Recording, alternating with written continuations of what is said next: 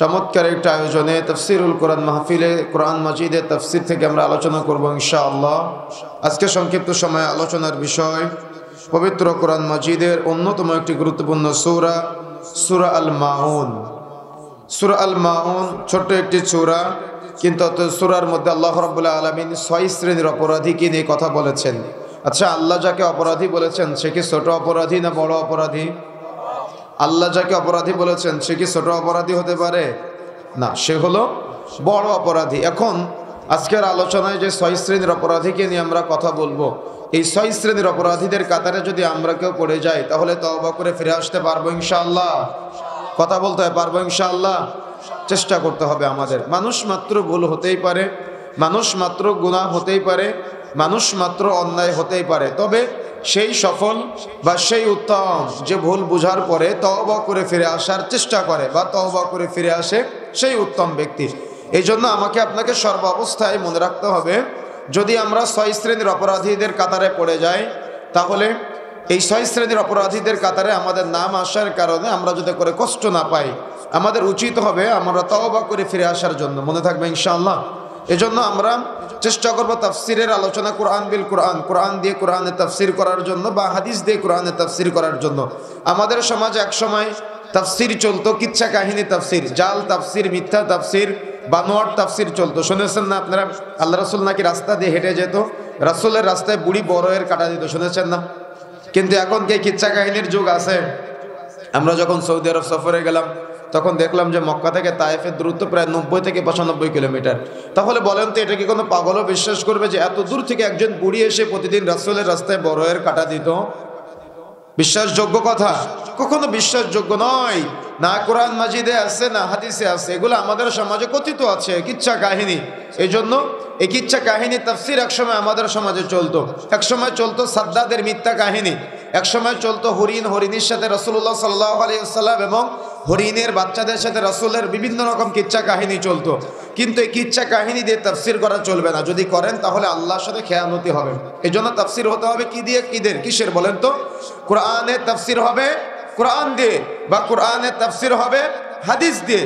কোরআন এবং হাদিসের বাহিরে কোরআনের তাফসির কোনো গাল গল্প কিচ্ছা কাহিনী দিয়ে করা যাবে না। যদি করেন তাহলে কোরআনের সাথে খেয়ানতি হবে, কোরআনের সাথে জুলুম করা হবে, অন্যায় করা হবে। দেখেন, আমাদেরকে কোরআনের জ্ঞান অর্জন করতে হবে। রাসূলুল্লাহ সাল্লাল্লাহু আলাইহি ওয়াসাল্লাম বলছেন, খায়রুকুম মান তাআল্লামাল কুরআনা ওয়া আল্লামা। সর্বোত্তম হলো ওই ব্যক্তি যে নিজে কোরআন শিক্ষা অর্জন করে এবং অপরকে শিক্ষা দেয়। সুতরাং এই যে আজকে আমরা কোরআন শিক্ষার আসনে এসেছি না, যে কোরআন শিক্ষা করেছে এবং যে কোরআন শিক্ষা দিয়েছে সবাই সর্বোত্তম, যারা আয়োজন করেছে সবাই সর্বোত্তম কাতারে। এই জন্য আপনি যে আজকে কোরআনের জ্ঞান অর্জন করার জন্য এসেছেন না, এই প্রচণ্ড ঠান্ডার মধ্যে আপনি সময় শ্রম দিচ্ছেন, আবার শেষ হওয়ার পরে আমরা একটা দোয়া পাঠ করবো, যে দোয়াটা পাঠ করলে এখানে আমাদের যত সাগিরা গুনাহ আছে সব আমরা রেখে যেতে পারবো ইনশাআল্লাহ। এই যে আপনি সময় দিচ্ছেন, এই যে আপনি পায়ে হেঁটে আজকে মাহফিলে এসেছেন, মনে রাখার চেষ্টা করবেন আপনার উদ্দেশ্য যদি হয় ইলম অর্জন করা, জ্ঞান অর্জন করা, তাহলে আপনার পায়ের নিচে ফেরেশতারা পাখা বিছিয়ে দিয়েছিল আপনি আসার সময়, কিন্তু আপনি বুঝেন নাই কেন? আপনার যে নিয়ত নাই, আপনার উদ্দেশ্য হুজুর কি বললো সেটা শুনবো। কিন্তু যদি আপনার উদ্দেশ্য হতো যে আমি ইলম অর্জন করব, আমি জ্ঞান অর্জন করব, তাহলে ইলম অর্জনের জন্য আপনি যতক্ষণ পর্যন্ত পথ অতিবাহিত করেন আপনার পায়ের নিচে ফেরেশতার পাখা বিছিয়ে দেয়। সুবহানাল্লাহ। আপনি কি এটা ফিল করেছেন? আপনি কি এটা ফিল করেছেন? আপনি তো ফিল করতে পারেন নাই, কেন? আপনার নিয়ত নাই। তাই সেই জন্য, এই জন্য প্রিয় বন্ধুরা আমার, আমাকে আপনাকে সর্বাবস্থায় নিয়ত করতে হবে। নিয়ত করবেন, বরকত বাড়বে ইনশাআল্লাহ। এই জন্য কোরআন শিক্ষার জন্য প্রচেষ্টা চালাতে হবে। আমাদের সমাজে আগে মক্তব ছিল, কিন্তু যত দিন যাচ্ছে মক্তবগুলো হারিয়ে যাচ্ছে আমাদের মাঝ থেকে। সকাল ৮টায় প্রাইভেট, সকাল ৯টায় প্রাইভেট, 10টা থেকে বিকাল 5টা পর্যন্ত আপনার ছেলে মেয়ের স্কুল আছে, বিকালে এসে আবার অনলাইন ক্লাস, মাগরিবের পরে অনলাইন ক্লাস, আবার অন্য শিক্ষক এসে আবার বিভিন্ন ইংরেজি অঙ্ক পড়ায়। আপনার সন্তানের কোরআনের জ্ঞান দেওয়ার আপনি প্রয়োজন মনে করেন না, এবং আপনার সন্তানকে কোরআনের শিক্ষা অর্জন করানোর জন্য আপনি কোনো প্রচেষ্টাও চালান না। কিন্তু আপনি কি জানেন, কিয়ামতের মাঠে সবাই যখন নফসি নফসি করবে, কিয়ামতের মাঠে সবাই যখন উলঙ্গ অবস্থায় দিক বিদিক ছোটাছুটি করবে, কিয়ামতের মাঠে সবাই যখন নিজেদের শরীরে রক্ত পুজ এই যে বিশাল জমতে জমতে কেউ হাঁটু বরাবর, কেউ কোমর বরাবর, কেউ কাঁধ বরাবর, এগুলার মধ্যে হাবুডুবু খাবে। কিয়ামতের মাঠে সূর্য যখন মাথার নিকটবর্তী জায়গায় চলে আসবে, কিয়ামতের মাঠে বাবা যখন সন্তানকে চিনবে না, সন্তান যখন বাবাকে চিনবে না, এই কঠিন বিভীষিকাময় পরিস্থিতিতে কিয়ামতের মাঠে দেখা যাবে ওই উঁচু দূর প্রান্তে, উঁচু জায়গায়, দূরে উঁচু জায়গায় একজন নারী এবং একজন পুরুষ দাঁড়িয়ে আছে। একজন নারী এবং একজন পুরুষ দাঁড়িয়ে আছে। কিয়ামতের মাঠে সবাই উলঙ্গ দিক বিদিক ছোটাছুটি করছে, কিন্তু তারা সম্মানজনক জায়গায় আছে, তারা সম্মানিত স্থানে আছে। তখন ফেরেশতাদেরকে এই কিয়ামতের মাঠের যত মানুষ নফসি নফসি করতেছে, এরা জিজ্ঞাসা করবে, ওরা কারা? আমরা আজকে এত কঠিন অবস্থার মধ্যে আছি, কিন্তু তারা আজকে সম্মানজনক জায়গায়, আমরা আছি উলঙ্গ অবস্থায়, কিন্তু তারা পোশাক পরিহিত অবস্থায়। তখন ফেরেশতারা বলবে, ওরা হলো একজন হাফেজে কোরআনের পিতামাতা। সুবহানাল্লাহ, কি আগ্রহ জাগে, হৃদয়ে আগ্রহ আছে যে কিয়ামতের মাঠে সবাই উলঙ্গ, কিন্তু আমি পোশাক পরিহিত অবস্থায় দাঁড়াতে চাই।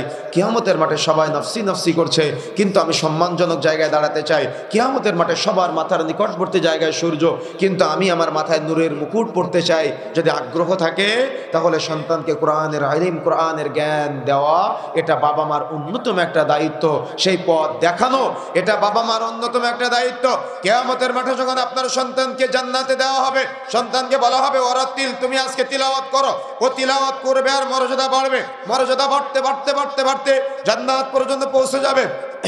তখন আপনার সন্তান সেখানে গিয়ে বলবে, আল্লাহ, আমার যে বাবা মা আজকে আমাকে এ পর্যন্ত পৌঁছে দিয়েছে, আল্লাহ, আমি আমার ওই বাবা মাকে সাথে নিয়ে জান্নাতে যেতে চাই। সুবহানাল্লাহ, কি আগ্রহ আছে আপনার। আপনার চিন্তা, আপনার ছেলেকে, আপনার 1 বিঘা জমি আছে, কিভাবে 2 বিঘা জমি বাড়ানো যায়, আপনার চিন্তা এটা। কিভাবে একটা গাড়ি আছে, আরো একটা গাড়ি বাড়ানো যায়। কিন্তু আমি কোনোদিন দেখি না আপনার সন্তানকে মসজিদে নামাজে নিয়ে আসার জন্য।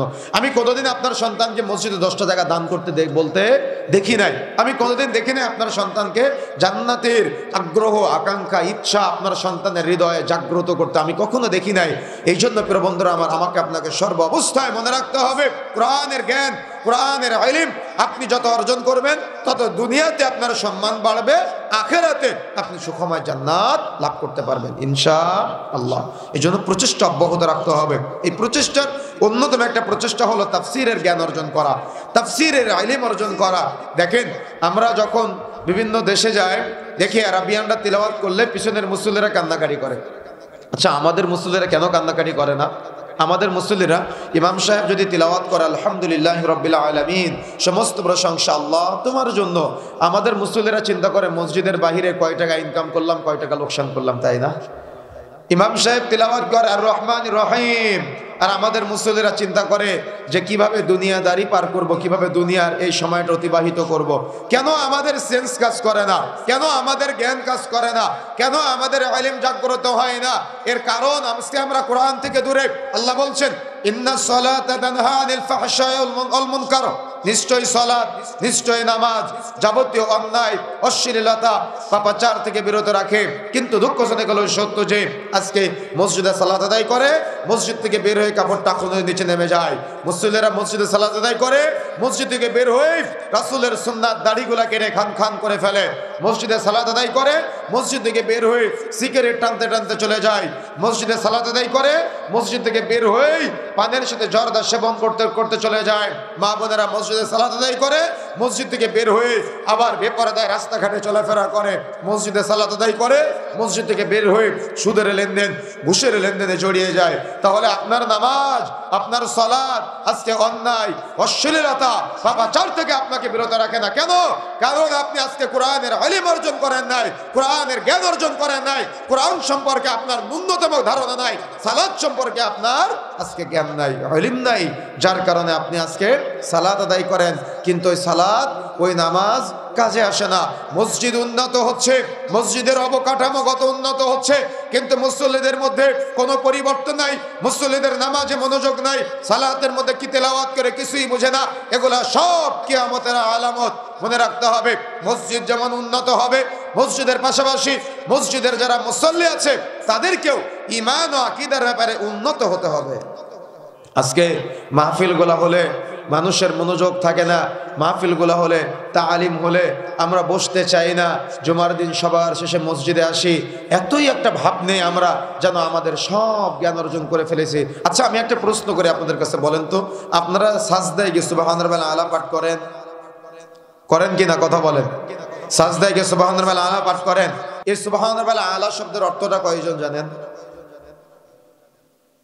একজনের জিজ্ঞাসা করব, বলেন কয়জন জানেন? সুবহানাল্লাহ আযীম রুকুতে গিয়ে পাঠ করেন? পাঠ করেন? এটার অর্থ কয়জন জানেন? আপনার বৈঠকে বসে আত্তাহিয়াতু দুরূদ শরীফ দোয়া মাসুরা পাঠ করেন? করেন কিনা? আচ্ছা, এই আত্তাহিয়াতু দুরূদ শরীফ দোয়া মাসুরার অনুবাদ কয়জন জানেন?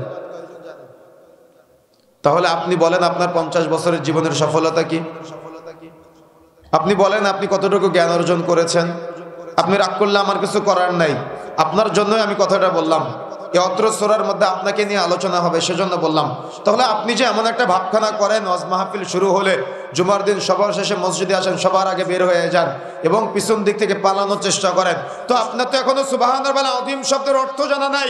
আপনার তো এখনো সুবহানাল্লাহ আলা শব্দের অর্থ জানা নাই। আপনি তো এখন আত্তাহিয়াতু দুরূদ শরীফ দোয়া মাসুরার অনুবাদ জানেন না। তো আপনার জীবনের সফলতা কি? যদি আপনাকে জিজ্ঞাসা করে আল্লাহ রাব্বুল আলামিন, আপনি কি জবাব দিবেন? জবাব আছে আপনার কাছে? মসজিদের অবকাঠামোগত উন্নত হচ্ছে। মসজিদে আগে ওই দেখা যাচ্ছে টালির ছিল, কিন্তু টিনের হয়েছিল এক সময়, টিন থেকে এক সময় ছাদ হয়েছে, এক সময় টাইলস হয়েছে। কিন্তু আমাদের মুসল্লিরা এখনো পর্যন্ত সুবহানাল্লাহ আযীম শব্দের অর্থ জানে না, এখনো পর্যন্ত সুবহানাল্লাহ আলা শব্দের অর্থ জানে না, এখনো পর্যন্ত আত্তাহিয়াতু দুরূদ শরীফ দোয়া মাসুরার অনুবাদ জানে না। তাহলে মসজিদের অবকাঠামোগত উন্নত হয়ে কি হবে যদি ঈমান আমলের উন্নয়ন না হয়? কথা বুঝেন না মনে হয়। কি বুঝেছেন আপনি? কিছুই বুঝতে পারেন না, সকালে বলে যাবেন। সেটাও করতে হবে। রাসূলুল্লাহ সাল্লাল্লাহু আলাইহি ওয়াসাল্লাম বলেছেন, মান বানা লিল্লাহি মাসজিদান, যে ব্যক্তি মসজিদ নির্মাণ করবে তার জন্য ঘর নির্মাণ করা হবে জান্নাতে। এটা অত্যন্ত গুরুত্বপূর্ণ একটা ইবাদত। তবে মসজিদ অবকাঠামোগত উন্নত হওয়ার পাশাপাশি আমাদের ঈমান আমলের উন্নতির দরকার নাই নাকি শুধু মসজিদের উন্নতি হোক, বাড়ি ঘরের উন্নতি হোক, গাড়ি বাড়ির উন্নতি হোক? আমাদের তো জ্ঞান নাই। জ্ঞান না থাকার পরেও আমি আপনি কিভাবে কোরআন হাদিসকে অবজ্ঞা করি, কিভাবে অবমূল্যায়ন করি, আবার হুজুরের বক্তব্য নিয়ে সমালোচনা করেন? লজ্জা আছে আপনার? যোগ্যতা আছে সমালোচনা করার? আগে যোগ্যতা অর্জন করেন। আপনি তো সিগারেট খেয়ে ঘুরে বেড়ান, কোরআনের জ্ঞান অর্জন করবেন কখন আপনি? আশ্চর্য হিসাব সমাজে চলছে এগুলা। এই পাপাচার, এই গুনাহ আমাদের আজকে অমানুষে পরিণত করেছে, মানুষ থেকে পশুতে রূপান্তরিত করেছে। আজকে আমাদের কোরআন ও হাদিসের কোনো জ্ঞান নাই, সালাত আদায় করে এখনো পর্যন্ত বহু মুসল্লি আছে আল্লাহু আকবার শব্দের অর্থ জানে না, অথচ 50 বছর যাবত এরা নামাজ পড়তেছে। আল্লাহ বলছেন, বিস্তারিত আলোচনায় যাচ্ছি আমরা। দেখেন পবিত্র কোরআন মাজিদের আজকে যে সূরা আল মাউন নিয়ে আমরা আলোচনা করব, যদি আপনার প্রচুর জ্ঞান থাকে তাহলে আপনি চলে যাবেন। আর যদি মনে হয় না আমার তাফসীরের বক্তব্য শোনা দরকার আছে, তাহলে অল্প সময় কথা বলবো। শীতের রাত্রিতে আমরা এমনি এত রাত্রে আলোচনা করি না, শীতের রাত্রিতে অল্প সময় কথা বলবো। আমরা একটু জানার চেষ্টা করবো যাতে করে ইমাম সাহেব সূরা আল মাউন তিলাওয়াত করলে আমরা যাতে করে অর্থ বুঝতে পারি ইনশাআল্লাহ। দেখেন আল্লাহ রাব্বুল আলামিন বলছেন সূরা আল মাউন, মাউন শব্দের অর্থ হলো সাহায্য, সহযোগিতা। কথা বলতে হয় মাউন শব্দের অর্থ কি? কথা বলতে হয় মাউন শব্দের অর্থ কি? সাহায্য, সহযোগিতা। সূরা আল মাউন এটা মাক্কি সূরা, অর্থাৎ হিজরতের আগের সূরা। আল্লাহ রাসূল সাল্লাল্লাহু আলাইহি ওয়াসাল্লাম হিজরত করে মদিনায় যাওয়ার পরে যে সূরাগুলো নাজিল হয়েছে সেগুলোকে বলা হয় মাদানী সূরা, আর হিজরতের আগে যে সূরাগুলো নাজিল হয়েছে সেগুলোকে বলা হয় মাক্কি সূরা। আউযু বিল্লাহি মিনাশ শাইতানির রাজীম, বিতাড়িত শয়তান হতে আমরা আল্লাহর নিকট আশ্রয় প্রার্থনা করছি। বিসমিল্লাহির রহমানির রহিম, পরম করুণাময় অসীম দয়ালু আল্লাহর নামে শুরু করছি।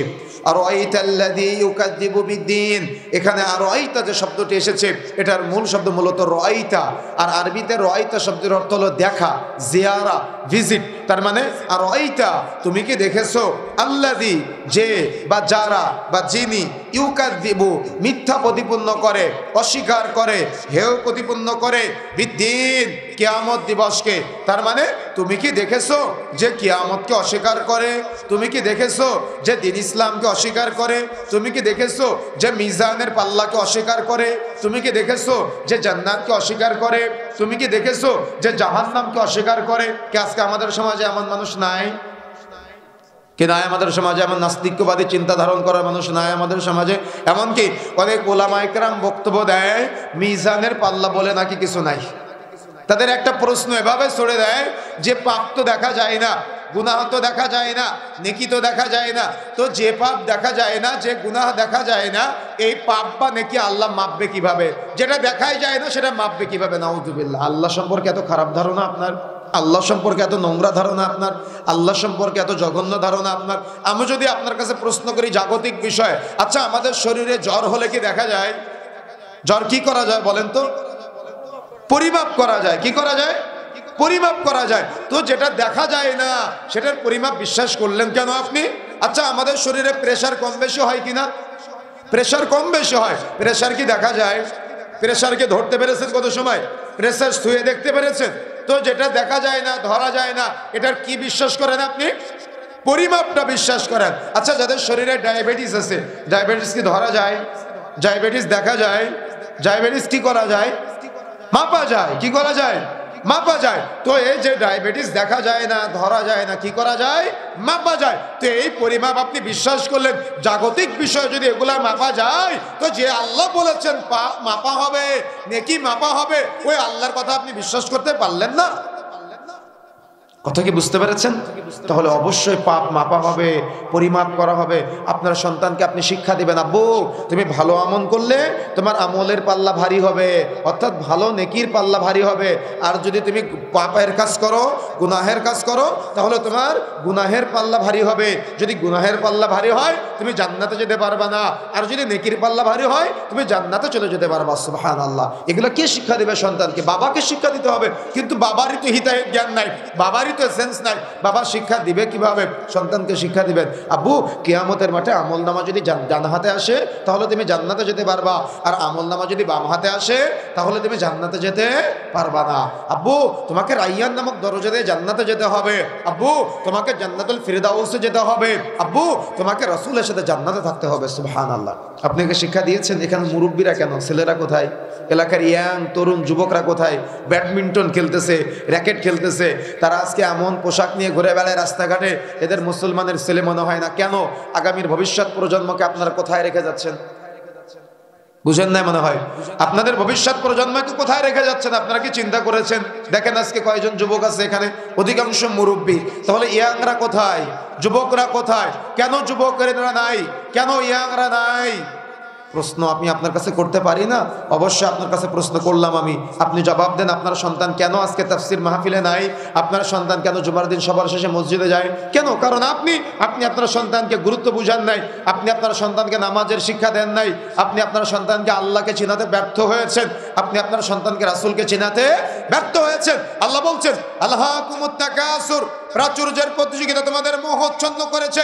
এই প্রাচুর্যের প্রতিযোগিতায় মানুষ আজকে মোহচ্ছন্ন হয়ে, দুনিয়ার প্রতি মোহচ্ছন্ন হয়ে আখিরাত ভুলে গিয়েছে, কবর ভুলে গিয়েছে, আল্লাহকে ভুলে গিয়েছে। আল্লাহ রাব্বুল আলামিন বলছেন হাল আতাকা হাদিসুল গাশিয়া।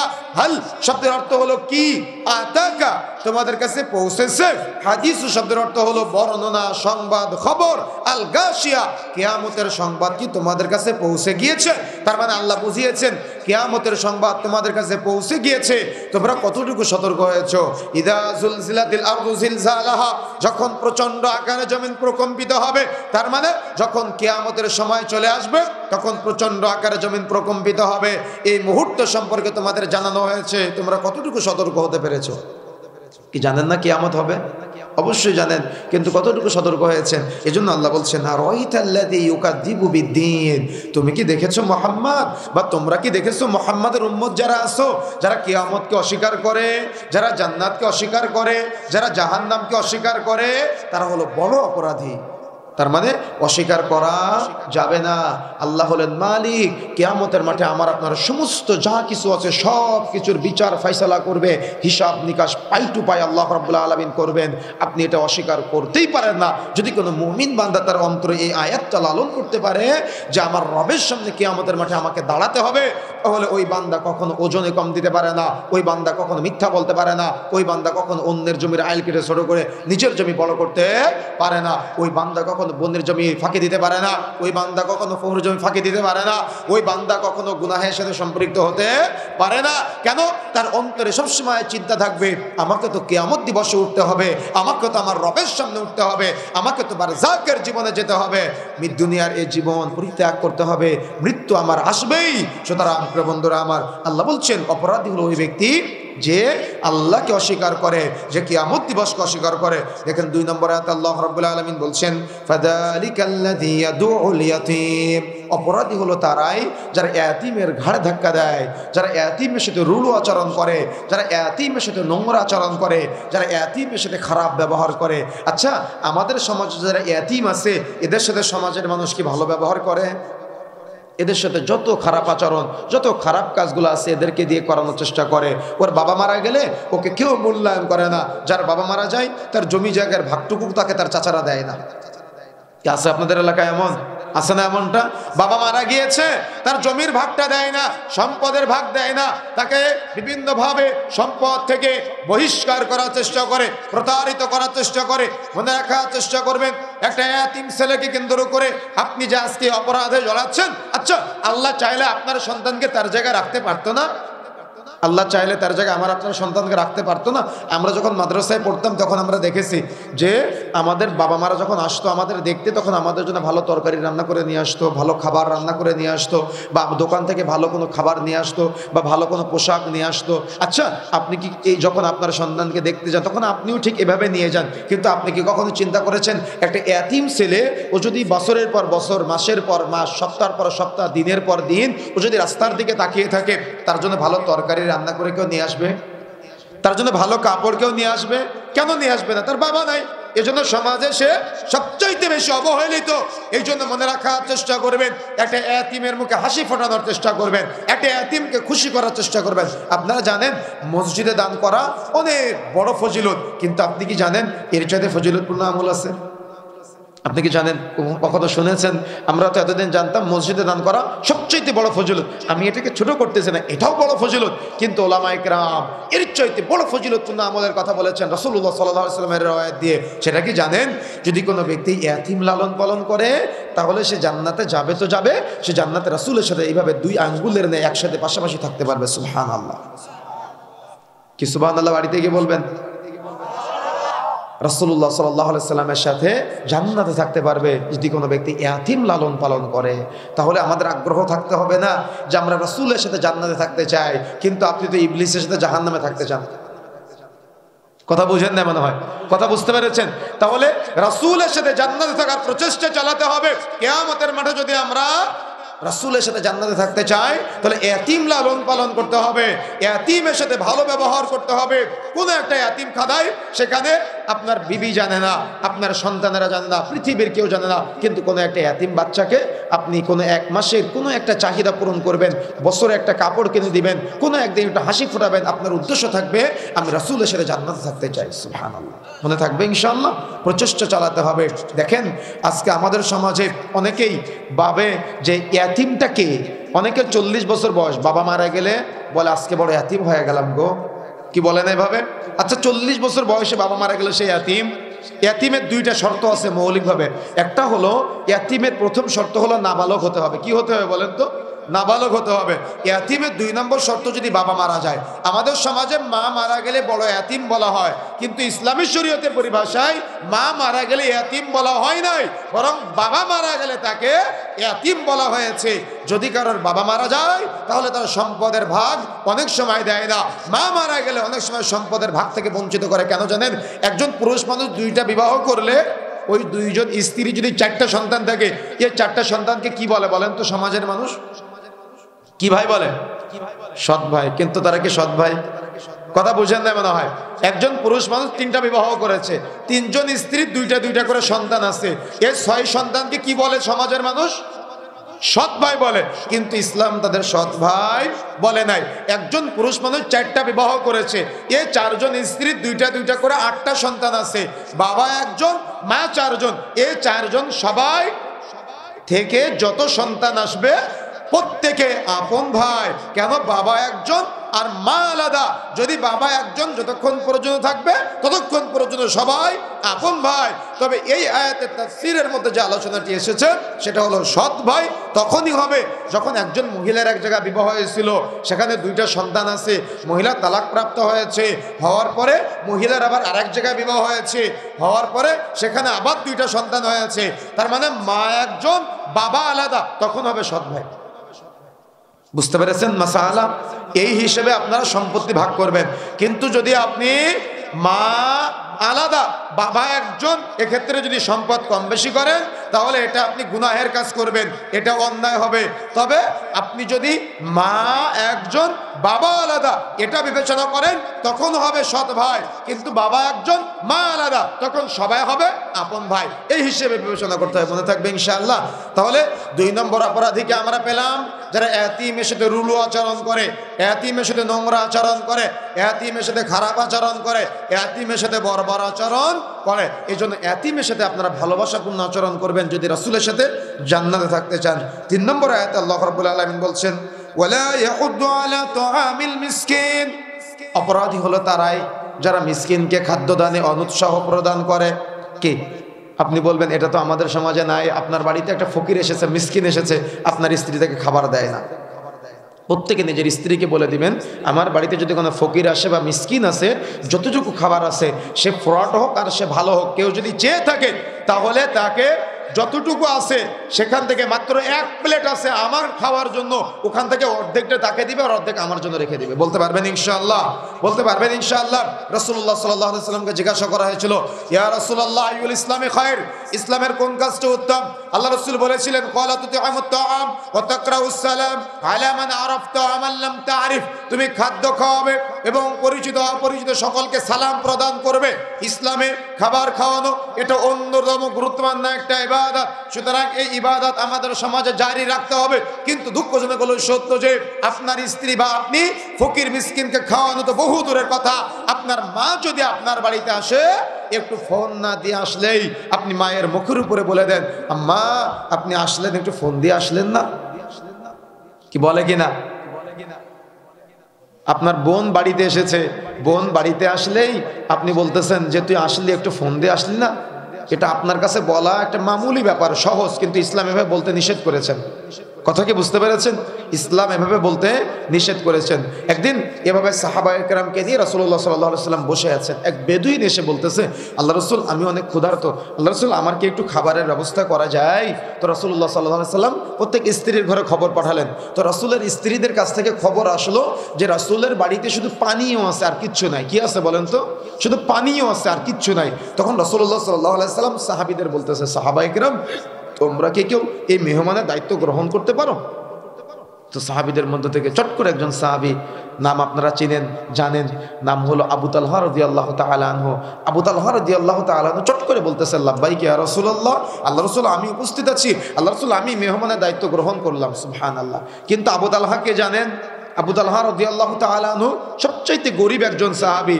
একদিন রাসূলুল্লাহ সাল্লাল্লাহু আলাইহি ওয়াসাল্লাম খেয়াল করেছে যে আবু তালহা সবার শেষে মসজিদে আসে, আবার সবার আগে বের হয়ে যায়। কেন আবু তালহা এই কাজটা করে? তো ফেরেশতা সাহাবীরা বললেন যে আল্লাহ রাসূল আবু তালহার মাত্র একটাই কাপড়, যে কাপড় পরে তিনি সালাত আদায় করে বাড়িতে গিয়ে খুলে দিলে স্ত্রী সালাত আদায় করে। তাহলে আবু তালহা কেমন গরিব বলেন তো? আচ্ছা এমন গরিব আপনাদের এলাকায় কেউ আছে? ময়মনসিংহ জেলায় কেউ আছে? পাবেন আপনি? কথা বুঝেন না মনে হয়। এমন গরিব গোটা এলাকায় কেউ আছে? কিন্তু সেই আবু তালহা রাদিয়াল্লাহু তাআলা একজন গরিব সাহাবী, তিনি বলছেন লাব্বাইক ইয়া রাসূলুল্লাহ, আল্লাহ রাসূল আমি মেহমানের দায়িত্ব গ্রহণ করলাম। আবু তালহা রাদিয়াল্লাহু তাআলা আনহু মেহমানকে নিয়ে বাড়িতে চলে গেলেন। বাড়িতে যে যাচ্ছেন তিনি জানেন না যে আসলে বাড়িতে তার কোনো খাবার আছে কিনা, কিন্তু মেহমানকে নিয়ে কোথায় যাচ্ছে বলেন তো? বাড়িতে যাচ্ছে। তো বাড়িতে গিয়ে নিজের স্ত্রীকে বলতেছে যে আমি রাসূলের মেহমানকে নিয়ে এসেছি, তুমি মেহমানের জন্য একটু খাবারের ব্যবস্থা করো। নরম গলায় বলতেছে স্ত্রীকে। তখন স্ত্রী বলতেছে যে বাড়িতে বাচ্চাদের জন্য অল্প একটু খাবার আছে, রাত্রে যে আমরা কিছু খাবো সে খাবারটাও আমাদের নাই। আপনার স্ত্রীর মতো বলে নাই এত রাত্রে মেহমান নিয়ে এসেছো কেন, এখন আবার রান্না করতে হবে? কি বলে নাই ভাবে? শুধু আমি বলে তোমার সংসার করতেছে, আর কেউ হলে করতো না। কিচ্ছু বলে নাই, বলতেছে বাড়িতে বাচ্চাদের জন্য অল্প একটু খাবার আছে, আমরা যে রাত্রে খাবো সে খাবারটাও নাই। তখন স্বামী যেভাবে বলছেন সেভাবে স্ত্রী শুনতেছেন। স্বামী বলতেছে যে আচ্ছা খাবারটা আমাকে দাও, মেহমানকে দিই, আর বাচ্চাদেরকে কিছু একটা বলে ভুলিয়ে ভালিয়ে ঘুম পাড়িয়ে দাও, আর বাতিটা বন্ধ করে দাও, যত করে মেহমান মনে করে আমরা খেয়ে এসেছি। আমি বুঝাতে পারিনি হাদিসটা, আপনি বুঝবেন না। এ সুদখোরের সমাজ বুঝবে না, আমরা বুঝবো না। আমাদের সমাজের অধিকাংশ মানুষ আমরা সুদের সাথে জড়িত, ঘুষের সাথে জড়িত, অন্যায়ের সাথে জড়িত, হারাম উপার্জনের সাথে জড়িত। এগুলো আমাদের বোঝা অনেক কঠিন হয়ে যাবে। রাসূলুল্লাহ সাল্লাল্লাহু আলাইহি ওয়াসাল্লামের কাছে পরের দিন সকাল আবু তালহা রাদিয়াল্লাহু তাআলা আনহু আসলেন। আসার পরে আবু তালহা রাদিয়াল্লাহু তাআলা আনহুকে কেন্দ্র করে রাসূলুল্লাহ সাল্লাল্লাহু আলাইহি ওয়াসাল্লাম বলতেছে, আবু তালহা, জিবরিল আমাকে জানিয়েছে তুমি গতকাল রাতে মেহমানের সাথে যে আচরণ করেছো, তোমার আচরণে স্বয়ং আল্লাহ আশ্চর্য হয়েছেন। অপর হাদিসের বর্ণনায় রাসূলুল্লাহ সাল্লাল্লাহু আলাইহি ওয়াসাল্লাম বলছেন, তোমার আচরণে আল্লাহ সন্তুষ্ট হয়েছে। সুবহানাল্লাহ। আবু তালহা ফিল জান্নাহ, দুনিয়াতে জান্নাতে সুসংবাদ পেয়েছিলেন আবু তালহা রাদিয়াল্লাহু তাআলা আনহু। তাদের আচরণ, তাদের মহাব্বত ইসলামের প্রতি, তাদের মহাব্বত তার মানে মুসলিম ভাইদের প্রতি, তাদের মহাব্বত একে অপরের প্রতি, একে অপরকে খাওয়ানো, একে অপরকে ক্ষমা করা, একে অপরের প্রতি মহাব্বত ভালোবাসা, একে অপরকে বড় করে দেখা, সম্মানের চোখে দেখা, এই যে একটা বিশাল ব্যাপার ছিল, এই ব্যাপারগুলো আজকে আমাদের মাঝে নাই। মহাব্বত নাই, ভালোবাসা নাই। রাসূলুল্লাহ সাল্লাল্লাহু আলাইহি ওয়াসাল্লামের একজন সাহাবী ছিলেন। রাসূলুল্লাহ সাল্লাল্লাহু আলাইহি ওয়াসাল্লাম বলতেছেন, এখন একজন সাহাবী আসবে, ও জান্নাতি। তো সবাই ভাবতেছেন যে জান্নাতি কেন হলো। দ্বিতীয় দিন আবার আল্লাহ রাসূল সাল্লাল্লাহু আলাইহি ওয়াসাল্লাম বলছেন, এখন একজন সাহাবী আসবে, সে জান্নাতি।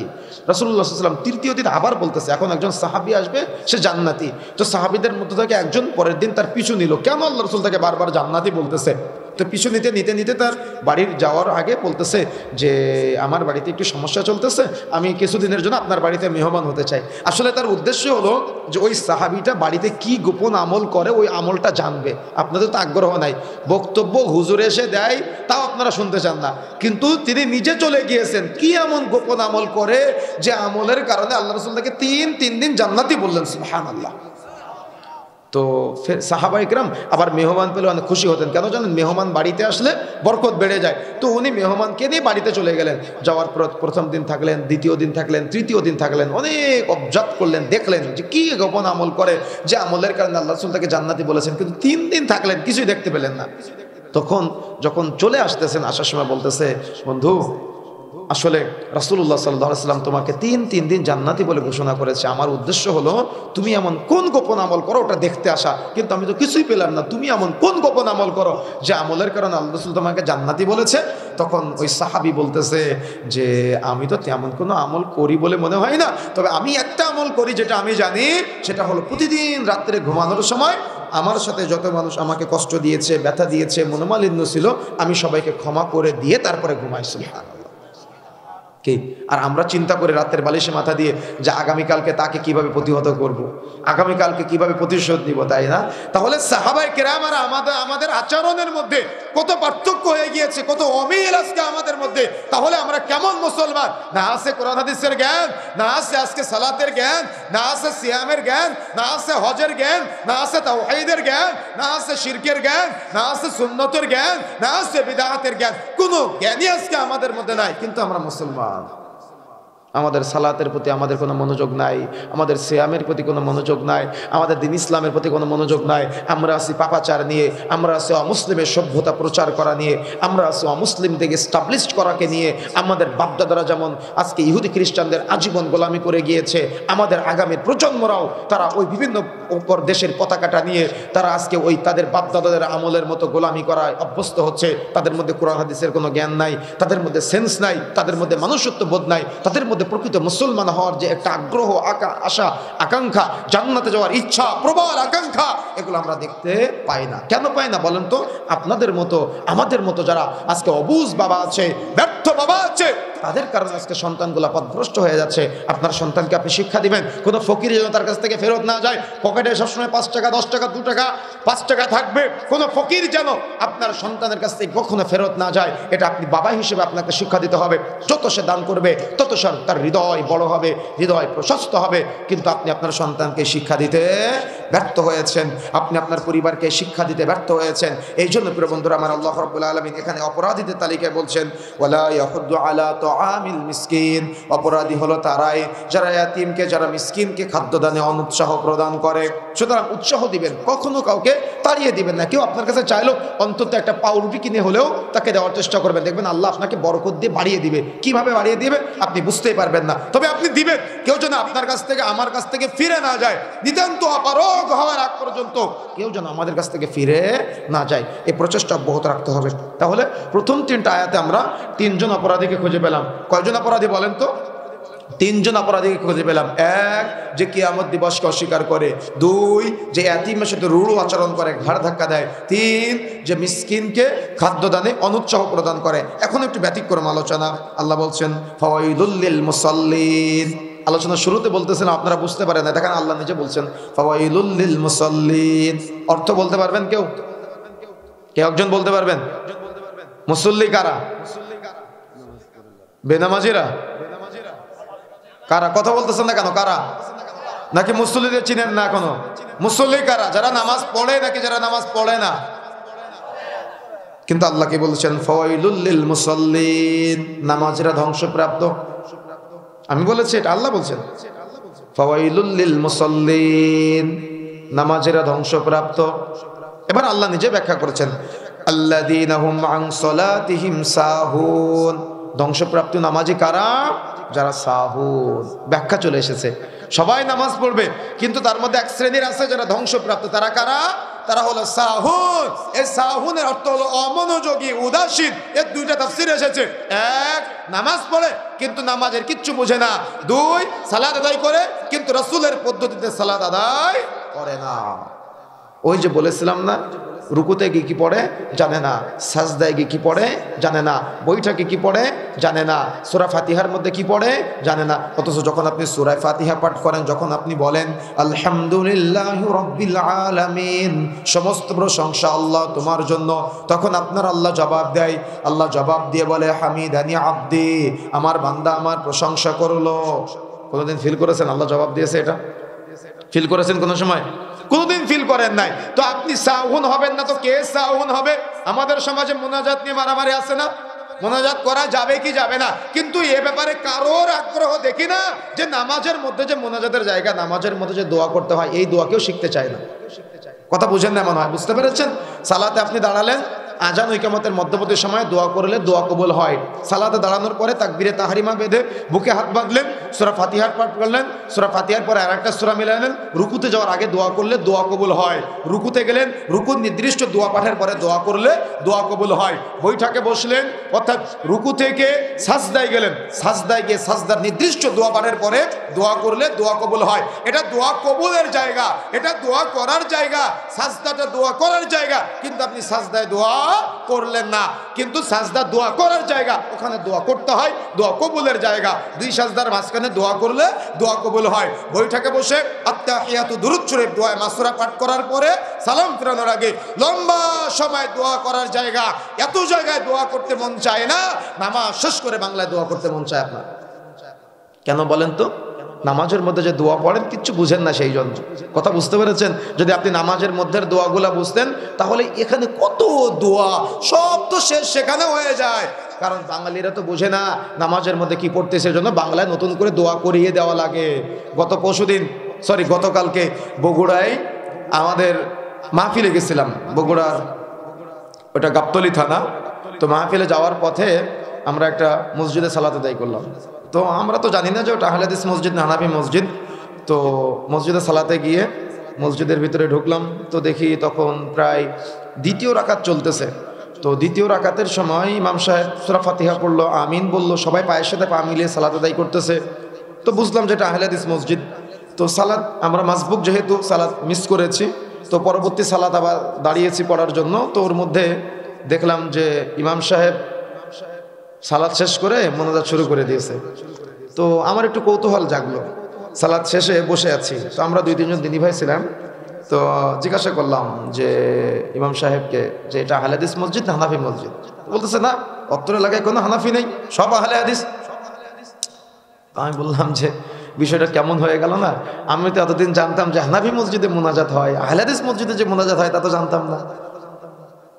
কেন এমনটা হচ্ছে বলেন তো? গোড়ামির কারণে। কেন এমনটা হচ্ছে?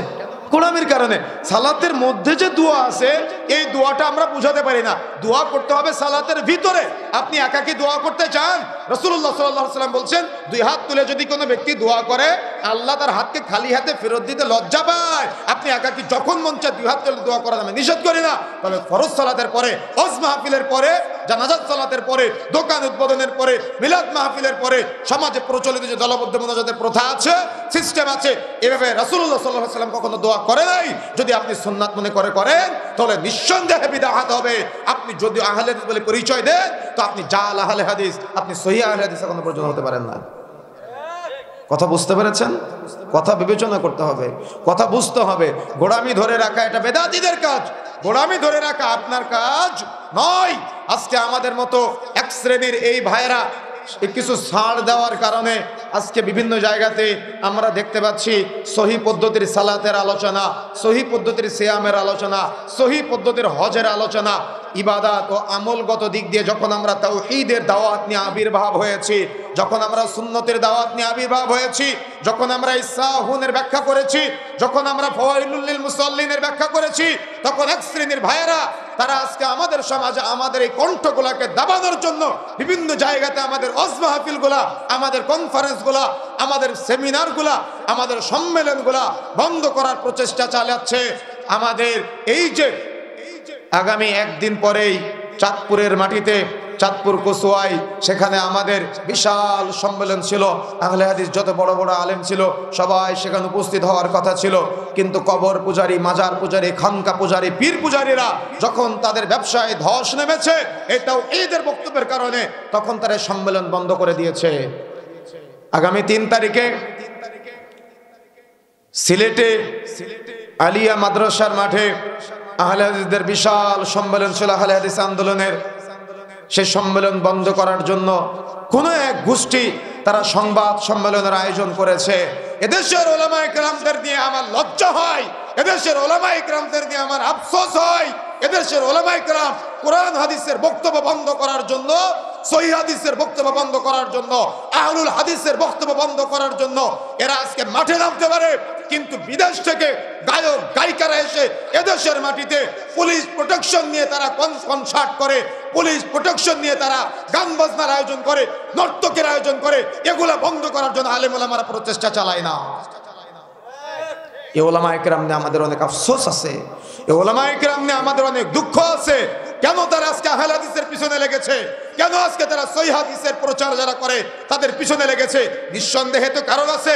কারণ তাদের আজকে মিলাদের আয়োজন বন্ধ করে দিয়েছে আমরা, কারণ তারা আজকে ওই গান বাজনার বিয়ে বাড়িতে বিয়ে পড়াতে যেত 500 টাকার জন্য, আমরা এগুলা বন্ধ করে দিয়েছি। কারণ যার বাবা মারা যায় তার চোখে পানি বের হয় না, কিন্তু হুজুরের চোখ দিয়ে পানি পড়ে কেন? 500 টাকার জন্য। এজন্য হুজুরের আমরা এটা বন্ধ করে দিয়েছি। এই জন্য হুজুর আজকে কষ্ট পায়, এই ভ্রান্ত হুজুর দিয়ে জাহান্নাম উদ্বোধন করা হবে। এই জন্য সতর্ক হতে হবে, সাবধান হতে হবে। আহলে হাদিসদেরকে নিয়ে আপনি নাড়াচাড়া দিবেন, তত আতর যেমন নাড়াচাড়া দিলে ঘ্রাণ ছড়ায় না, আহলুল হাদিসদেরকে নাড়াচাড়া দিলে ঘ্রাণ ছড়াবে। কোরআন ও হাদিসের দাওয়াত মানুষের ঘরে ঘরে পৌঁছে যাবে ইনশাআল্লাহ। এক পিস টিভি বাংলা বন্ধ করে দিয়ে মনে করেছিলেন কোরআন হাদিসের দাওয়াত বন্ধ করে রাখবেন, পারেন নাই। গোটা বাংলাদেশের এখন সোশ্যাল মিডিয়া এক একটা পিস টিভিতে পরিণত হয়েছে, আলহামদুলিল্লাহ। বন্ধ করবেন কিভাবে? অসম্ভব হতে পারে না। এই জন্য ময়মনসিংহের মাটি থেকে আজকে বলে যেতে চাই, আমাদের বেদাতি ভাইরা আপনারা ওয়াজ মাহফিল বন্ধ করার প্রচেষ্টা চালান, তাফসীর মাহফিল বন্ধ করার প্রচেষ্টা চালান। আহলে হাদিসদের মুখ এটা কোরআন হাদিসের আলোচনা হয়, কখনো তারা কিচ্ছা কাহিনী বলে না, জাল গল্প বলে না। যদি আপনাদের ব্যবসায় ভাটা পড়ে তওবা করে ফিরে আসার চেষ্টা করেন, কিন্তু আহলে হাদিসের মুখ বন্ধ করার প্রচেষ্টা চালাবেন না, কোরআন হাদিসের দাওয়াত বন্ধ করার প্রচেষ্টা চালাবেন না। আল্লাহ রাব্বুল আলামিন রাগান্বিত হবে, আল্লাহ রাব্বুল আলামিন অবশ্যই বিচার করবে। কেন? আমাদের হয়তো দুনিয়াতে কেউ নাই, কিন্তু বিচার আল্লাহ করবে। আমাদের হৃদয়ের কথা আমার আল্লাহ জানে। আজকে আপনি বেদাতি হয়ে, মাজার পূজারী হয়ে, খানকা পূজারী হয়ে, পীর পূজারী হয়ে কোরআন হাদিসের দাওয়াত বন্ধ করেন আর নিজেকে মুসলমান পরিচয় দেন। মনে রাখার চেষ্টা করবেন, যারা আজকে এগুলোর সাথে জড়িত তওবা করে ফিরে আসার চেষ্টা করতে হবে। কোরআন হাদিসের দাওয়াত বন্ধ করেন, তাফসীর মাহফিল বন্ধ করেন, কিন্তু আপনি কনসার্ট বন্ধ করতে পারেন না, আপনার এলাকার যাত্রাপালা বন্ধ করতে পারেন না। ভ্রান্ত হুজুর আপনাকে দিয়ে জাহান্নাম উদ্বোধন করা হবে, সতর্ক হওয়ার চেষ্টা করবেন, দুঃসাহস দেখাবেন না। কোরআন হাদিসের তাফসীর মাহফিলের অর্থাৎ আহলে হাদিসদের সম্মেলন বন্ধ করা এটা চারটিখানি ব্যাপার না। কোন সহিহ আকীদার আলেম, কোন আহলে হাদিস আলেম কোশ্চিন কালো কোনো বেদাতি বক্তব্য দেয় না, শিরকের পক্ষে বক্তব্য দেয় না। কোরআনে যা আছে, হাদিসে যা আছে, কোরআনের বাহিরে, হাদিসের বাহিরে, সহিহ হাদিসের বাইরে কখনো কোনো কথা বলে না। যদি প্রমাণ করতে পারেন তাহলে কোন আহলে হাদিস আলেম কখনো বক্তব্য দিবে না। কিন্তু আপনি কেন কোরআন হাদিসের বক্তব্য বন্ধ করতে চান? কেমন মুসলমান আপনি? কেমন মুসলমান আপনি? কেমন ঈমান আপনার যে আপনি কনসার্ট বন্ধ করতে পারেন না, আপনি আহলে হাদিসের সম্মেলন বন্ধ করতে আসেন? আপনি বিদেশ থেকে দেখা যাচ্ছে ওই নর্তকীরা এসে বাংলাদেশের বিভিন্ন স্টেডিয়াম কাঁপায়, আপনি সেগুলোর জন্য এয়ারপোর্ট ঘেরাও করতে পারেন না। কিন্তু ডাক্তার জাকির নায়েক যদি বাংলাদেশে আসে, আপনি এয়ারপোর্ট ঘেরাও করার ঘোষণা দেন। কেমন মুফতি সাহেব সেটা আমরা জানি। মুফতি সাহেবের চরিত্র সম্পর্কে জানা আছে আমাদের। জাকির নায়েক বাংলাদেশে আসলে আপনি এয়ারপোর্ট ঘেরাও করেন, আর নর্তকীরা বাংলাদেশে আসলে পুলিশ প্রোটেকশন দিয়ে আপনারা নর্তকীর আয়োজন করেন, কনসার্টের আয়োজন করেন, গান বাজনার আয়োজন করেন। এটা আপনার ইমানদারিতা। আবার বলতেছেন বাংলাদেশ নাকি 90% মুসলমানের দেশ। এই কথাগুলা বললে এদের শরীরে আবার কাটার মতো নাকি ফুটে। তাওহীদের জ্ঞান নাই, শরীয়তের জ্ঞান নাই, কোরআন হাদিসের জ্ঞান নাই। আছে কবর নিয়ে, আছে মাজার নিয়ে, আছে খানকা নিয়ে, আছে পীর নিয়ে, অথচ প্রত্যেকটা পীরের মাজার, প্রত্যেকটা খানকা এক একটা শিরকের আড্ডাখানা। সব আজকে সুন্নতের বাইরে গিয়ে, তাওহীদের বাইরে গিয়ে শিরকের আড্ডাখানা, বিদআতের আড্ডাখানা প্রতিষ্ঠা করার প্রচেষ্টা চালায়। এদেরকে নিয়ে কথা বললে এদের তো ওই মাজার ব্যবসা বন্ধ হয়ে যায়, খানকা ব্যবসা বন্ধ হয়ে যায়, পীর ব্যবসা বন্ধ হয়ে যায়। আরে আজকে বলে যাচ্ছি শাহজালাল, শাহপরান, খান জাহান আলী, শাহ মখদুম তো বহুদূরের কথা। স্বয়ং মদিনায় গিয়ে রাসূলের কবরের কাছে যদি আপনি সন্তান চান, সেটাও শিরক আকবার হবে। কথা বুঝতে পেরেছেন? এই জন্য আহলে হাদিসদের দাওয়াত বন্ধ করার প্রচেষ্টা চালিয়েন না। আতরের দিব্যায় নাড়া দিলে সুঘ্রাণ ছড়ায়। যারা এই নামটা জানতো না তাদের কাছে নাম পৌঁছে যাবে। এই যুগে আমি তো মনে করি আহলে হাদিস পরিচয় দেওয়াটা একটা বড় জিহাদ। কথা বুঝেন নাই? আপনি তো ব্যক্তির নামে নামকরণ করেন, আমি কোরআন হাদিসের নামে নামকরণ করি, এটা আমার বড় জিহাদ। আমি এটা গর্বের সাথে বলি আমি মুহাম্মাদি। আপনি তো ব্যক্তির নামে নামকরণ করেন। যোগ্যতা আছে কথা বলার আপনার? সতর্ক হতে হবে, সাবধান হতে হবে। যে কথা বলছেন, আল্লাহ বলছেন ফাওয়াইলুল লিল মুসাল্লিন, ফাওয়াইলুল লিল মুসাল্লিন। আর আপনি বলতেছেন ও তো নামাজ পড়ে, সহিহ পদ্ধতিতে পড়ুক আর ভুল পদ্ধতিতে পড়ুক, নামাজ তো পড়ে। এ কথা বলার কোনো এখতিয়ার আছে আপনার? আল্লাহ বলছেন ফাওয়াইলুল লিল মুসাল্লিন, মুসল্লিরা ধ্বংসপ্রাপ্ত। আল্লাযীনা হুম আন সালাতিহিম সাহুন, তারা হলো অমনোযোগী, উদাসীন। আজকে আমরা নামাজি বানানোর জন্য, মনোযোগী বানানোর জন্য প্রচেষ্টা চালাচ্ছি। এক আব্দুর রাজ্জাক বিন ইউসুফ গোটা বাংলাদেশের টেকনাফ থেকে তেঁতুলিয়া আপনি যেখানে যাবেন সেখানে আমাদের দিনী ভাই, দিনী বোনেরা কেন পর্দা, আমাদের বোনেরা বিভিন্ন জায়গায় আগে পর্দা করতো না, হাত মোজা পা মোজা পড়তো না, কিন্তু হাত মোজা পা মোজা পড়তেছে। কার বক্তব্য শুনেছেন? শেখ আব্দুর রাজ্জাক বিন ইউসুফের বক্তব্যে পরিবর্তন হয়েছে। আমি একবার ইন্ডিয়াতে 24 পরগনা একটা মাহফিলে গিয়েছি, তো বলতেছি শেখ আপনি যে মাহফিলে এসেছেন, এই মাহফিলে একবার শেখ আব্দুর রাজ্জাক বিন ইউসুফ এসেছিল। তো আব্দুর রাজ্জাক বিন ইউসুফ তিনি শিরকের উপরে বক্তব্য দিয়েছিলেন। তো বক্তব্য দেওয়ার পরে উনি ওই অস্ত্রের আংটি, তাবিজ, বালা এগুলা নিয়ে বক্তব্য দিয়েছিলেন। তো পরের দিন সকালে যখন আমরা প্যান্ডেল গুছাতে যাই, মাঠ গুছাতে যাই, তখন দেখি ওই খড়ের ভিতরে বা দেখা যাচ্ছে বিভিন্ন কানিকোনাতে ওই আংটি পড়ে আছে, তাবিজ পড়ে আছে, মাদুলি পড়ে আছে। তাহলে বক্তব্যের প্রভাব বুঝেছেন আপনি? বুঝেন না মনে হয়। এই বক্তব্য বন্ধ করবেন কিভাবে আপনি? শেখ মতিউর রহমান মাদানী এমন একজন ব্যক্তি, আলহামদুলিল্লাহ, কখনো হয়তো তিনি বাংলাদেশে আসে নাই, কিন্তু সৌদি আরবে বসে যেভাবে তাওহীদের প্রচারণা করে যাচ্ছে, আলহামদুলিল্লাহ, গোটা বাংলাদেশের সহিহ আকীদা, সালাফি মানহাজ, আহলে হাদিসের হৃদয়ের মানুষ শেখ মতিউর রহমান মাদানী। শুধু বাংলাদেশের না, গোটা ভারতবর্ষের, গোটা পৃথিবীর যত জায়গায় বাংলা ভাষাভাষী সহিহ আকীদা, সালাফি মানহাজ, আহলে হাদিস আমাদের দিনী ভাইরা আছেন, সবাই শেখ মতিউর রহমান মাদানীকে চিনে। তিনি দাম্মামে বসে থেকে গোটা পৃথিবীব্যাপী বাংলা ভাষাভাষী মানুষের মাঝে তাওহীদের দাওয়াত, সুন্নাতের দাওয়াত প্রসার করে যাচ্ছে এবং বেদাতের বিরুদ্ধে, শিরকের বিরুদ্ধে বলিষ্ঠ ভূমিকা রাখতেছে। আপনি দাওয়াত বন্ধ করবেন কিভাবে? করতে পারবেন? একটা মাহফিল বন্ধ করে আপনি ভাবতেছেন যে আপনি বড় হয়ে গেলেন? না, বরং মানুষের কাছে, বিভিন্ন ব্যক্তিদের কাছে জানা যাবে যে মতিউর রহমান মাদানীকে, ডক্টর রাশেদুল আল গালিবকে, মুজাফফর বিন মহসিনকে, আব্দুর রাজ্জাক বিন ইউসুফকে, আব্দুল্লাহ ফারুক সালাফিকে, শহীদুল্লাহ খান মাদানীকে যখন তারা সার্চ দিবে তখন তাদের বক্তব্যগুলো চলে আসবে এবং এমনিতেই মানুষ আস্তে আস্তে সোশ্যাল মিডিয়ার মাধ্যমে দাওয়াত পেয়ে এবং পর্যায়ক্রমে ব্যক্তিগতভাবে দাওয়াত পেয়ে পরিবর্তন হবে ইনশাআল্লাহ। গোটা বিশ্বব্যাপী যেভাবে তাওহীদের দাওয়াতের প্রচারণা চলতেছে, মূর্খরা তো এগুলা ধরে বসে রাখতে পারে না। যারা জ্ঞানী আছে, যারা ইলমওয়ালা আছে, তারা কোরআন হাদিস দেখবে, বুঝবে, আমল করবে, আলহামদুলিল্লাহ। কোরআন হাদিসের বক্তব্য যেখানে স্পষ্ট, সেখানে বিরোধিতা করার কিছু আছে? কিন্তু বিরোধিতা কারা করে?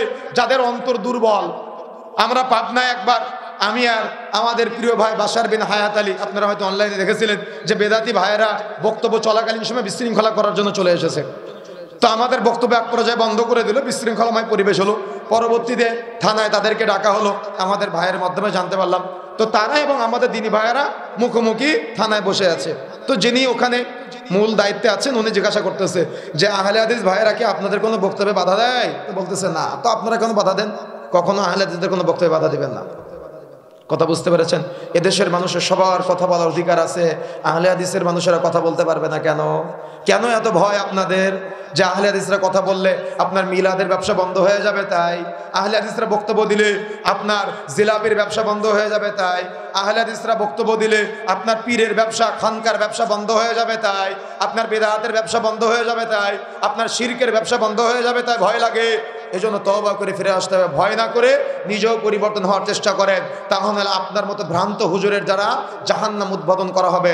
এজন্য সতর্ক থাকবেন। আল্লাহ বলছেন আল্লাযীনা হুম আন সালাতিহিম সাহুন, যারা সালাত আদায় করে কিন্তু অমনোযোগী, উদাসীন। প্রত্যেকেই যারা এখনো পর্যন্ত সালাতের এ টু জেড বুঝেন নাই, ওই যে বলেছিলাম না যেগুলো জানেন না, ইমাম সাহেব আপনার কাছে কেন যাবে? আপনি ইমামের কাছে গিয়ে নিজে ইলম অর্জন করবেন। মনে থাকবে ইনশাআল্লাহ। ইমাম সাহেবের কাছে আপনি যাবেন, ইমাম আপনার কাছে আসবে কেন? আপনি নিজে গিয়ে ইলম অর্জন করার চেষ্টা করবেন। আর সালাত আদায় করতে হবে রাসূলের পদ্ধতিতে, সহি পদ্ধতিতে। সহি পদ্ধতি ছাড়া কোনো বেদাতি পদ্ধতির সালাত চলবে না। সহি পদ্ধতিতে সালাত আদায় করবেন। মনে থাকবে ইনশাআল্লাহ। তা না হলে আপনি ফাওয়াইলুল লিল মুসাল্লিন হয়ে যাবেন। তারপরে আয়াত আল্লাহ বলছেন আল্লাযীনা হুম ইউরাউন, অপরাধী হলো তারাই যারা লোক দেখানোর জন্য সালাত আদায় করে। দেখবেন তারাবির সময় ঈশার নামাজ পড়ে না, তারাবির নামাজে মসজিদে জায়গা ধরে না। কি দেখেছেন না? ইমাম সাহেব পাশে দাঁড়িয়ে আছে, 2 রাকাত নামাজ 5 মিনিট, আর ইমাম সাহেব বা কেউ নাই, 2 রাকাত নামাজ 30 সেকেন্ড। কি তাই না? এই জন্য লোক দেখানোর, লৌকিকতা প্রদর্শনকৃত যত ইবাদত বান্দেগি আছে সব বর্জন করতে হবে, সব পরিহার করতে হবে। মনে থাকবে ইনশাআল্লাহ, সব বর্জন করতে হবে, চেষ্টা করতে হবে যাতে করে আপনার আমার কোনো ইবাদত লোক দেখানোর জন্য না হয়, সেদিকে আমাকে খেয়াল রাখতে হবে। শেষের আয়াত আল্লাহ রাব্বুল আলামিন বলছেন ওয়ায়ামনাউনাল মাউন, অপরাধী হলো তারাই যারা সংসারের খুঁটিনাটি জিনিস একে অপরকে দেওয়া থেকে বিরত থাকে। তার মানে আপনার স্ত্রীর কাছে কেউ পেঁয়াজ চাইলো, আপনার স্ত্রী দিল না। কেউ তেল চাইলো, দিল না। তার মরিচ শেষ হয়ে গিয়েছে, মরিচ চাইলো, দিল না। এই যে সংসারের খুঁটিনাটি জিনিস একে অপরকে দেওয়া থেকে বিরত থাকে, তাকে অপরাধী বলা হয়েছে। আর এই শেষের আয়াতকে কেন্দ্র করেই অত্র সূরার নামকরণ করা হয়েছে। এই জন্য আলোচনার শেষ প্রান্তে আমি যেটা বলতে চাই, কেউ আপনার কাছে সংসারের খুঁটিনাটি জিনিস যদি চায় তাকে দেওয়ার চেষ্টা করবেন, কাউকে ফিরিয়ে দিবেন না, কাউকে ফিরিয়ে দিবেন না। পেঁয়াজ চাইলে দিবেন, ঝাল চাইলে দিবেন, লবণ চাইলে দিবেন, কেউ যেন আপনার কাছ থেকে ফিরে না যায়। অর্থাৎ একটা সুন্দর পরিবেশ তৈরি হয়, সুন্দর সমাজ তৈরি হয়। তাহলে আমরা অত্র সূরার মধ্যে 6 শ্রেণীর অপরাধীকে পেয়েছি। এক, যে আল্লাহকে অস্বীকার করে, যে কিয়ামতকে অস্বীকার করে, যে বারজাখকে অস্বীকার করে। 2, যে এতিমের ঘাড় ধাক্কা দেয়, এতিমের সাথে রূঢ় আচরণ করে, এতিমের সাথে নোংরা আচরণ করে। 3, যে মিসকিনকে খাদ্যদান অনুৎসাহ প্রদান করে। 4, যে সালাত আদায় করে কিন্তু অমনোযোগী, উদাসীন। 5, যে সালাত আদায় করে কিন্তু লোক দেখানোর জন্য। 6, যে সংসারের খুঁটিনাটি জিনিস একে অপরকে দেওয়া থেকে বিরত থাকে। প্রিয় বন্ধুরা আমার, আমরা অলরেডি মধ্যরাত অতিক্রম করেছি, আমরা আলোচনা সামনের দিকে নিয়ে যেতে যাচ্ছি না। তবে যেহেতু আপনারা আমার কথা শুনে এখনো বসে আছেন, আমরা একটু শেষ করি। শেষে যে দোয়াটা পাঠ করবো, এই দোয়াটা পাঠ করলে আমাদের যত সাগিরা গুনাহ আছে সব রেখে যেতে পারবো। উঠাউঠি করলে আপনারা কিন্তু এই ফজিলত থেকে বঞ্চিত হবেন। আমরা শেষে যেটা বলতে চাচ্ছি, রাসূলুল্লাহ সাল্লাল্লাহু আলাইহি ওয়াসাল্লাম বলেছেন মান বানা লিল্লাহি মসজিদান, যে ব্যক্তি মসজিদ নির্মাণ করবে তার জন্য জান্নাতে ঘর নির্মাণ করা হবে। আর আলহামদুলিল্লাহ এখানে আমাদের ঈমান আমল বাড়ানোর সাথে সাথে আমাদের মসজিদগুলোও চেষ্টা করতে হবে পরিপূর্ণ করার জন্য। আপনারা আপনাদের নিজের জায়গা থেকে, হুজুর আপনার কাছে চাইবে এভাবে না, আপনি নিজে থেকে, কেউ জানবে না, মসজিদের দান বক্সের মধ্যে আপনি আপনার সামর্থ্য অনুযায়ী প্রতিদিন বা সপ্তাহে বা মাসে কিছুটা দান করেন, পৃথিবীর কেউ না জানুক। আপনি কি জানেন আপনার জন্য জান্নাতে ঘর নির্মাণ করা হবে? প্রত্যেকবার আপনার জন্য জান্নাতে ঘর নির্মাণ করা হবে। আমরা তো দুনিয়াতে 1 তলা 2 তলা 3 তলা 5 তলা বাড়ি বানানোর জন্য প্রচেষ্টা চালাই, তাই না? তো আপনারা চেষ্টা করবেন আপনাদের এই মসজিদ যাতে করে বৃদ্ধিপ্রাপ্ত হয়, আপনাদের এই মসজিদ যাতে করে বড় হয়, আপনাদের এই মসজিদ যাতে করে সুন্দর হয়, যাতে করে আপনার জন্য জান্নাতে ঘর নির্মাণ হয়।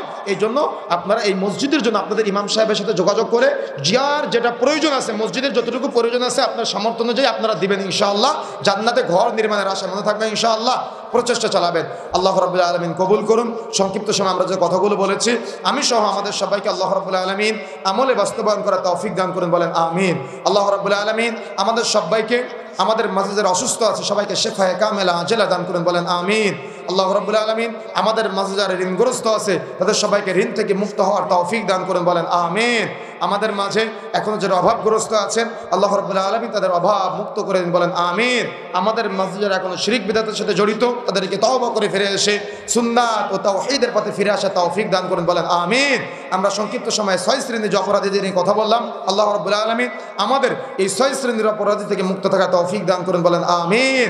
আল্লাহ রাব্বুল আলামিন আমাদের সবাইকে, যারা আমরা এখনো পর্যন্ত বসে আছি প্রচন্ড শীতের মধ্যে, আল্লাহ রাব্বুল আলামিন আমাদের সবাইকে একসাথে এভাবে কোনো একদিন জান্নাতে বসার তৌফিক দান করুন, বলেন আমিন। দোয়াটা বুঝেছেন? কি বুঝেছেন? আল্লাহ রাব্বুল আলামিন আমাদের সবাইকে, যারা আমরা এখনো পর্যন্ত একসাথে আছি, এভাবে কোনো একদিন জান্নাতে একসাথে বসে গল্প করার তৌফিক দান করেন, বলেন আমিন। এ আশা, এ দাবি, এই দোয়া ব্যক্ত রেখে সবার কাছে আমরা দোয়া চাচ্ছি, আমরা আপনাদের জন্য দোয়া করতেছি। সবাই বলেন আমার সাথে সাথে সুবহানাকা আল্লাহুম্মা ওয়া বিহামদিকা আশহাদু আল্লা ইলাহা ইল্লা আনতা আস্তাগফিরুকা ওয়া আতুবু ইলাইক। ওয়াসসালামু আলাইকুম ওয়া রাহমাতুল্লাহি ওয়া বারাকাতুহু।